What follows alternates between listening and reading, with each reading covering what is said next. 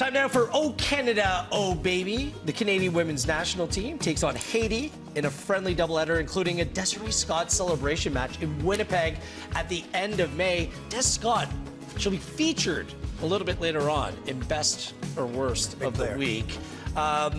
This past week, by the way, Wheeler, Wilson, and Conway with you.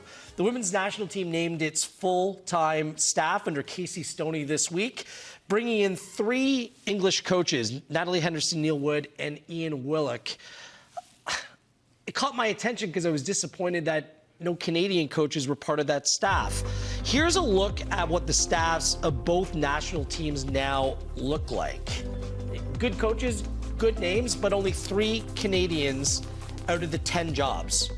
Now, few would argue that Canadian coaches are not qualified for the job, or that these coaches are not qualified for the job. Jesse Marsh, Casey Stoney, good resumes, good people, really good coaches. And foreign coaches, when they come into this country, whether it's the national team or the club level, they add something to the makeup of the coaching pyramid within this country. But let's lay out 2 simple facts, shall we? 1, only 3 out of 10 coaches on the national team staff are Canadian. And 2, there was only 1 Canadian coach in a senior club head coaching job abroad right now, at least what we can find, and that's Rob Gale with the Portland Thorns. And there are a couple of Canadians in national team roles abroad as well. Michael Finley in Bermuda and Rian Wilkinson as the head coach of Wales. We're at a time now where Canadian players are reaching incredibly high levels across the board, and more opportunity is being presented for players to achieve on-field success. The question I think that is worth asking right now is, are we doing enough to develop and promote Canadian coaches? John Conway, you are a Canadian citizen. You've been here for quite some time. You are a coach in your own right as well. Are we doing enough to develop and promote Canadian coaches? No, not at all. I think, most of these coaches that have come up at this point had to go to the U.S. to get their licensing. A lot of them have. Now, the Canadian Federation does offer an A license. I don't know what sort of caliber it is or what sort of recognition it receives anywhere else but in Canada. But it's difficult. I think the Federation needs to address that. I think they need the help of CONCACAF to get there. But it does, they don't do enough. And they need now with the 3 leagues between MLS, NSL, CPL, there's coaches, professional coaches that need development. You look at the levels, Wheels, and Conway as well. It's like you have coaches that are, for me, more than competent. I look at my time even at York United as coached by 2 former Canadian internationals that have the A license, but how many teams can you coach for here in Canada? Like, how many leagues are there and how many professionals? It's growing. So, I mean, this conversation, how I feel about it is probably like 10 years ago, it was very bleak, and now it's stepping in the right direction. But again, Wheels, Conway, we're looking at a Canadian Premier League with 8 teams. How many coaches could you really have and go to coach at that level?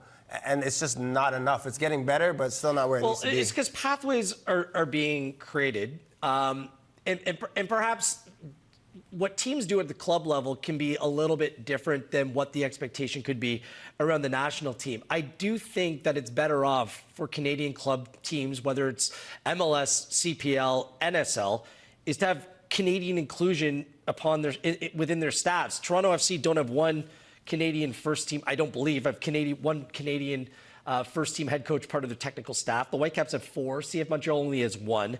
CPL, 6 of the 8 coaches in the league are Canadian. NSL, a little bit disappointing for me. Again, just 3 of the 6 coaches are Canadian. Look at the national teams. There hasn't been a women's national team Canadian head coach since Neil Turnbull in 1996. And on the men's side, there hasn't been a Canadian head coach in the national team since Dale Mitchell back in 2007. Like, if what we're trying to build as a Canadian soccer community, in fact, is for Canadians by Canadians, coaching and coaches across the board play a critical role in the development of all of this. I'm just a little bit baffled that in 2025, we're still at a point with clear pathways that have been built, yet there's a lack of impetus or education or certification in order to make these candidates worthy of the biggest and most primetime jobs available in this country. You know, you got me thinking. I forgot all about this, but I was coached by a Canadian MLS for a number of years. Actually, he's one of my favorite coaches, Frank Yallop. Yeah. And Frank Yallop, you know, applied his trade, got an opportunity in San Jose. You know, he was in Tampa Bay as a player, was an assistant in Tampa Bay, got the job in San Jose, and did a really good job and ended up becoming a national team coach here for a while. He's still in the U.S. Coaching. But I think the big thing is, you know, you have coaches here, and they may apply for jobs elsewhere to bolster their resume and get experience. And other places are looking at their resume and looking at several resumes, and they need to choose the best candidate. And right now, are the Canadian coaches the best candidates? I can argue for sure, I'm speaking about CPL, that Bobby Smirnios and Tommy Willen Jr. are two really good coaches. Right. That names should be in and should be making it to final interviews with a lot of clubs. Right. But if you go down the list, you know, it's going to take time because these leagues are new. The NSL is new, the CPL is new, Wheels, and they need to have a body of work that somebody can go, I'm going to take a chance on this guy. Right, because internationally, Canadian coaches typically aren't getting those chances unless someone like Frank, who applied their trade elsewhere and made an impression.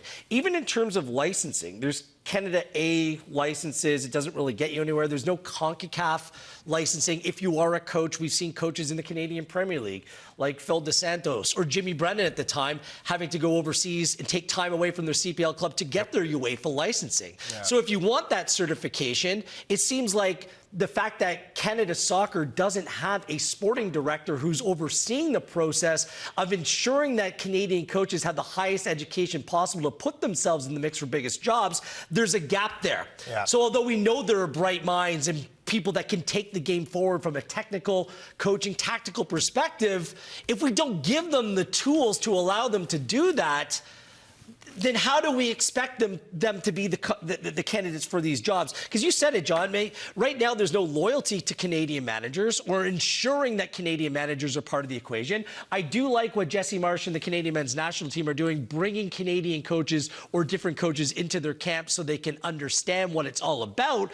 But I would make the argument that's just a small gesture and not enough big picture for us ensuring that Canadian coaches are getting the opportunity that we all want to see them have. Yeah, that's more so for me that he wants to impart his way of playing and style of play onto these coaches so that they can get more players into his player pool when they go back to their clubs, more so than, you know, I would say building a coaching, you know, gold mine of coaches and a pathway for coaches. I think it's a great opportunity to get in there and learn.